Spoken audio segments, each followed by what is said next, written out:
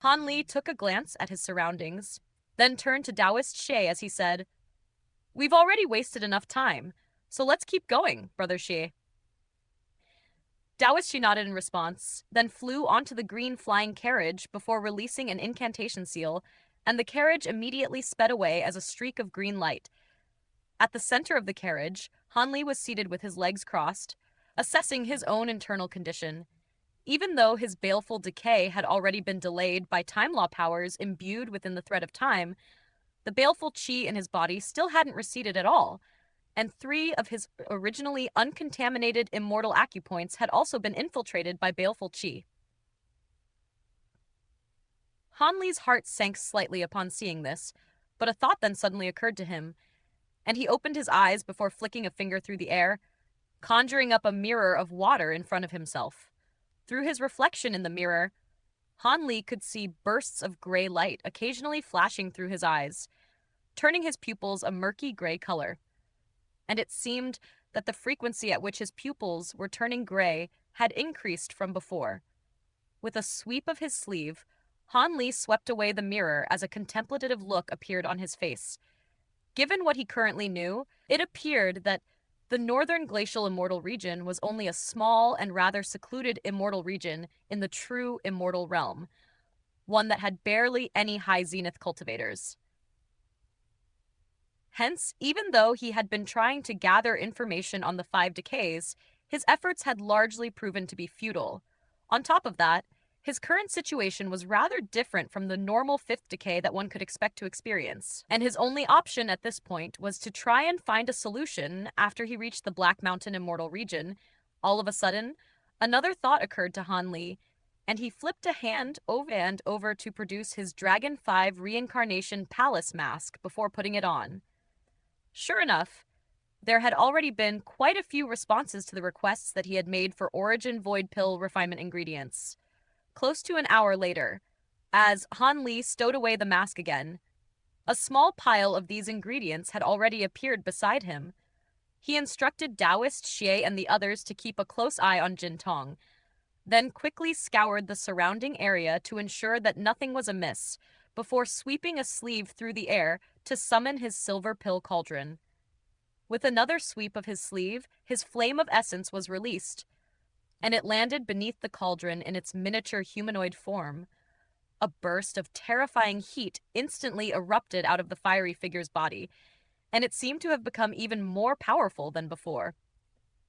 The fiery figure yelled something unintelligible up at Han Li in an excited voice, then sat down before making a hand seal, and the scorching white flames all over its body instantly surged forth as 12 uniform bursts that evenly coated the underside of the cauldron. Before long, the interior of the cauldron had become extremely hot. Thanks to the pill refinement experience that he had accrued back in the soul-stirring winds, Han Li was extremely familiar with the process of refining Origin Void pills. The only problem was that he would have to make some adjustments for balancing purposes, as the black marrow crystals that he was using were of a far superior quality to before. However, this was not a major problem for him, given that he had the power of time laws on his side. After taking a deep breath to compose himself, Han Li picked up one of the ingredients before tossing it into the cauldron to commence the pill refinement process. 7 or 8 years flew by in a flash. The green flying carriage continued to race over the boundless primordial land, speeding over all types of different terrains. The route that had been marked out on the map provided by the patriarch of the Heavenly Fox race required them to go on a far longer journey than if they were to cross the primordial land in a straight line. But it did prove to be a very safe route.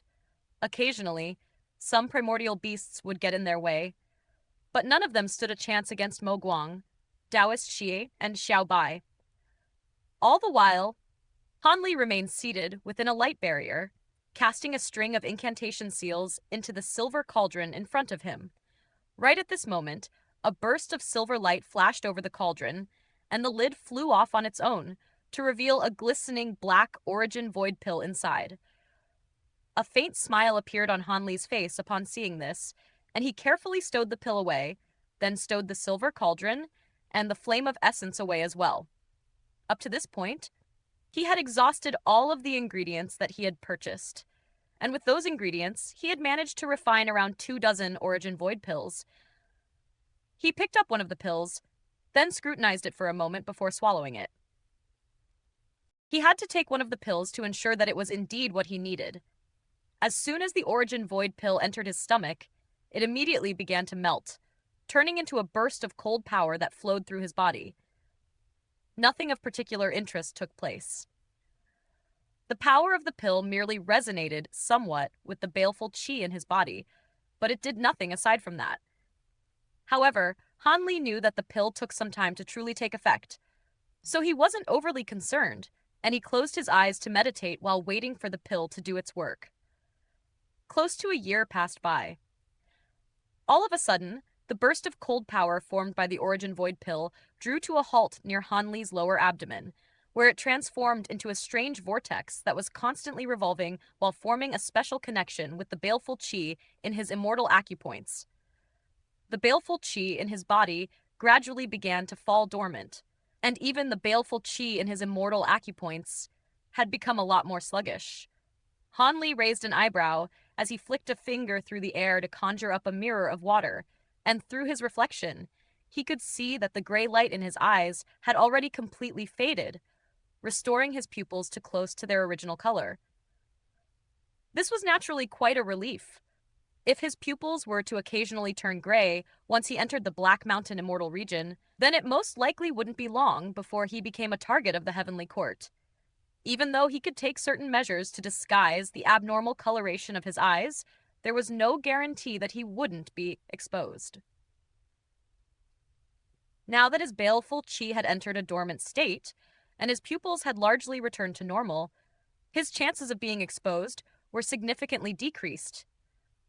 This supply of Origin Void pills should be enough to last him and Mo Guang quite some time in the Black Mountain Immortal region, but as a safety precaution, Han Li released a few more missions for the acquisition of Origin Void pill ingredients in the Transient Guild. Right at this moment, a dull thud suddenly rang out. Han Li swept a sleeve through the air to remove the surrounding restrictions, and a hint of elation immediately appeared on his face as he identified the source of the sound. At this moment, the golden ball within the cloud at the end of the flying carriage was glowing radiantly, while the cloud had been stirred up into a frenzy. An enormous aura was surging out of the golden ball in all directions, and Xiaobai was roused from its slumber as it hurriedly rose to its haunches. Mo Guang was seated with his legs crossed on the other side of the flying carriage, and he only opened his mouth to take a glance in the golden ball's direction before closing his eyes again. "Brother Shay, find a place to stop the carriage," Han Li instructed. Taoist Shay did as it was told, casting an incantation seal into the flying carriage, upon which it immediately swooped down before drawing to a halt in a misty valley.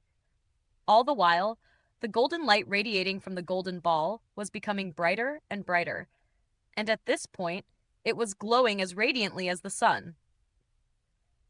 Han Li cast an incantation seal to withdraw the white flag, and almost immediately thereafter, a series of cracks appeared on the surface of the golden ball, then quickly spread before a massive hole was blasted into its surface, following which a slender figure emerged from within. It was a young girl who appeared to be in her teens, and she had shoulder-length golden hair and a set of gorgeous facial features. With her emergence, the golden ball exploded into a vast expanse of golden powder that rained down into the valley below. The young girl began to make her way toward Han Li and the others, and even though golden powder was falling all around her, none of it was able to land on her at all. "You're Jin Tong, right?" Han Li asked as his brows furrowed slightly. Both this young girl's appearance and aura were completely different from Jin Tong's, and the only similarity that they shared was the color of their hair. This made Han Li feel as if he were looking at someone completely alien to him, and Xiaobai was also staring at the girl with a dumbstruck expression at a loss for what to do.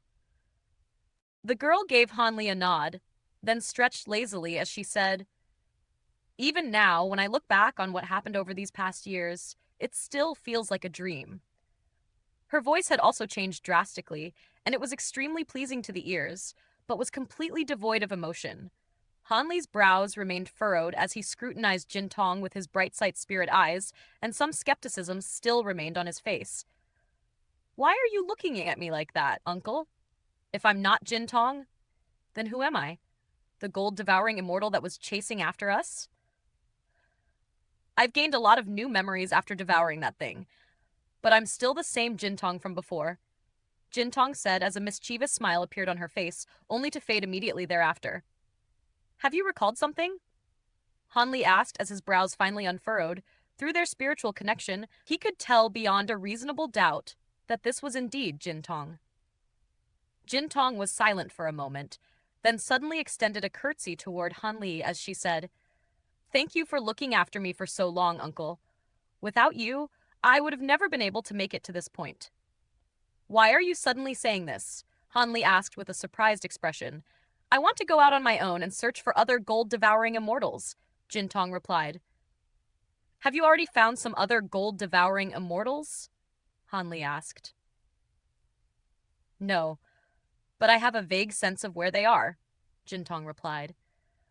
While it's true that you've become significantly more powerful than before, I still don't think it's safe for you to go off on your own, Hanli said. Master's right. The true immortal realm is a really dangerous place. Why don't you stay with Master? You'll always have stuff to eat, and with your combined powers, even if you encounter another late high zenith stage gold-devouring immortal, you'll be able to take it down together, Xiaobai said. Jintong was completely unmoved, and she shook her head as she said, Searching for other gold-devouring immortals is my destiny. You also have things that you need to do as well, don't you, uncle? Hanli fell silent upon hearing this. Xiaobai opened its mouth to say something, but decided against it after seeing the determined look on Jintong's face. After a brief silence, Hanli asked, Have you made up your mind? Jintong nodded in response.